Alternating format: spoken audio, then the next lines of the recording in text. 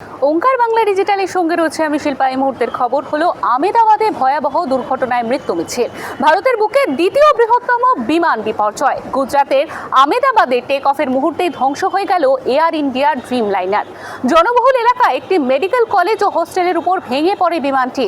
এদিকে শেষ 2 ঘন্টায় ককপিটে ঠিক কি হয়েছিল সেই রহস্য ভরা দুটি ব্ল্যাক বক্সের একটি এবার উদ্ধার হলো, আরেকটির খোঁজে তল্লাশি চলছে।